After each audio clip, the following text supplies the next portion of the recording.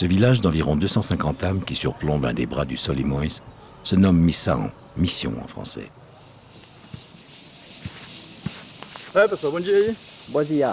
Bonjour amis français, je suis très heureux de t'accueillir ici dans ce village dont je suis le chef. Viens, on va se promener, je vais te faire visiter la communauté. J'apprendrai que mon hôte, qui répond au nom de Monato, fut élu chef de ce village une première fois en 1989. L'élection est faite au suffrage universel et dans la législation, on ne peut avoir plus de 2 mandats de 2 ans successifs. Donc, notre ami est chef de ce village depuis 89, avec tous les 4 ans une interruption de 2 ans.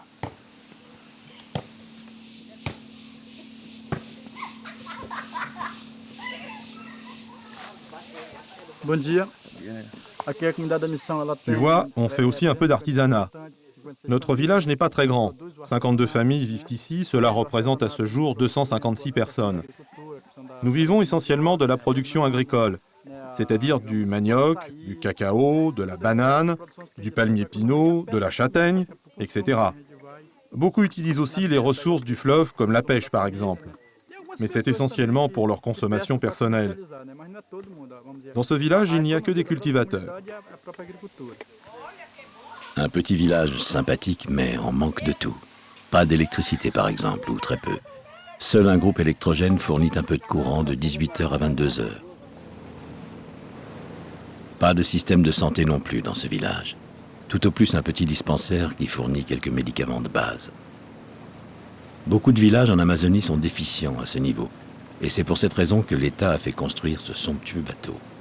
Il appartient à l'armée et il transporte à son bord des médecins, dentistes et autres assistantes sociales. Il parcourt les rios et va de village en village pour pallier ses déficiences. Il était d'ailleurs ici hier matin.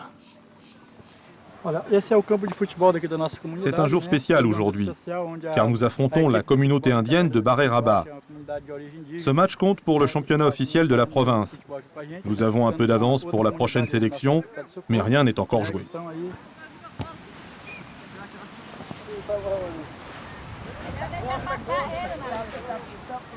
« 3-0, ce sera le score final, et pour les Indiens cette fois-ci. Mais ça ne suffira pas, et Missão sera qualifié avec honneur et sous l'orage.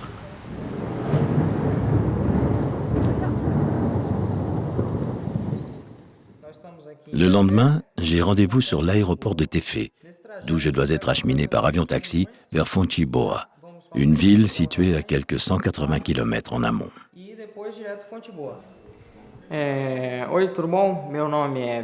Je suis pilote pour une compagnie qui se nomme Amazon Nev Taxi Aérien. J'ai effectué 3 ans d'école de pilotage à Curitiba et en parallèle, je suivais des cours de sciences aéronautiques à l'université. Ça fait 5 ans que j'ai terminé mes études et que j'exerce ce métier. L'avion-taxi est assez répandu en Amazonie. Moi, je transporte essentiellement des passagers, quelques plis urgents et parfois des marchandises. Je pilote des Piper et des AT320C.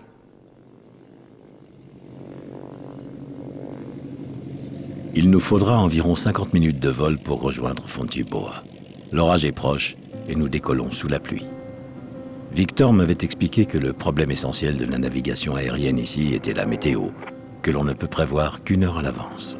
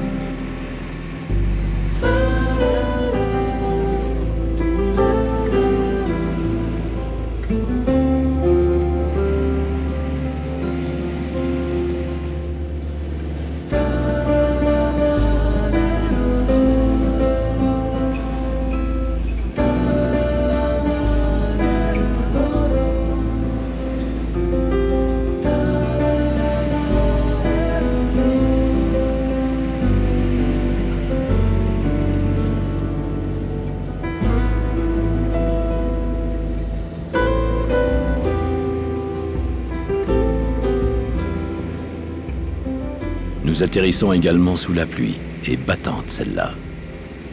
Être pilote d'avion-taxi en Amazonie exige une solide adaptation à l'inconnu.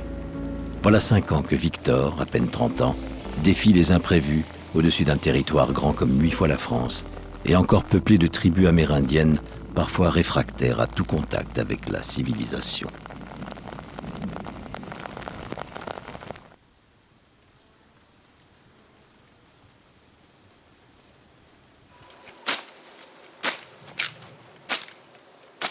Comme je commence à le constater, la pluie est souvent de courte durée en cette saison. En descendant de l'avion, je me refuse d'entrer dans Fontiboa. Plus j'avance sur ce fleuve, et plus je souhaite m'éloigner de ces villes en constante expansion qui, par un surdéveloppement de leurs activités économiques, menacent des écosystèmes déjà fragiles. Je veux aussi rencontrer les riverains, ceux pour qui le labeur quotidien est vital. Et c'est pour toutes ces raisons que je me suis retrouvé dans un petit village d'à peine 30 âmes, sur les bords du fleuve, et très éloigné des aléas des grandes cités.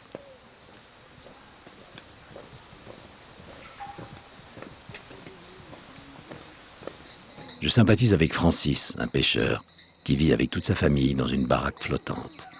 Le même type de maison que j'avais eu tout le loisir de contempler lors de mon voyage en bateau de Belém à Manaus. Au cours de ces moments d'observation, je m'étais souvent posé la question de savoir comment l'intérieur était fait.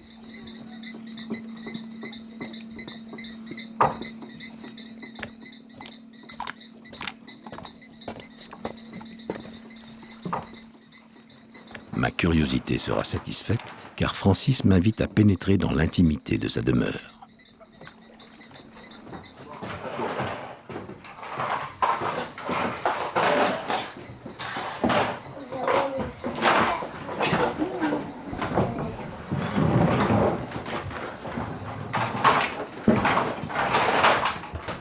Et je ne suis pas déçu, bien au contraire. La simplicité du lieu a quelque chose de très touchant. Je sens que ces quelques pièces de bois respirent la vie. Simple, certes, mais avec une telle force que c'en devient attachant.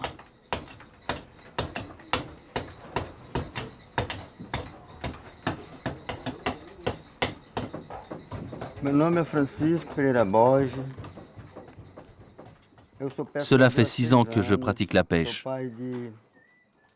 C'est assez aléatoire ici. Parfois, j'arrive à prendre suffisamment de poissons, et d'autres fois, je n'en attrape qu'à peine pour payer les frais de la journée. Il n'y a plus autant de poissons qu'avant. Les ressources se sont considérablement taries.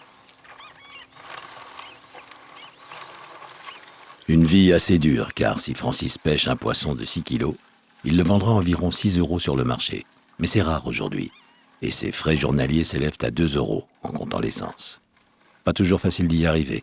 Alors il exploite aussi un petit lopin de terre, celui que nous l'avons vu défricher en arrivant.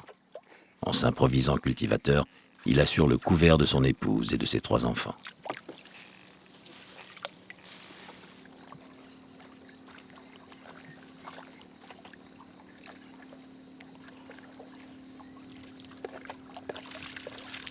En quittant Francis, je songe à faire un détour et je demande au pilote de mon bateau loué ce matin à la hâte de pénétrer à l'intérieur d'un petit bras, un de ces fameux Iguarapé.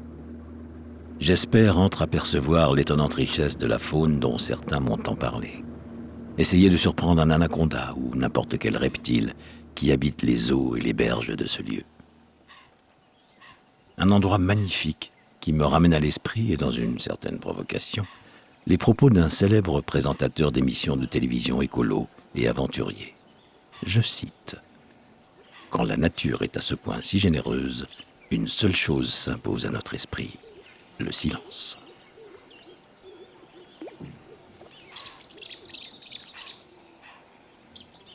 Ce caïman, qui par crainte s'enfouit sous les eaux brunes, me ramène à la raison. Je dois repartir, car demain, j'irai chez les Indiens.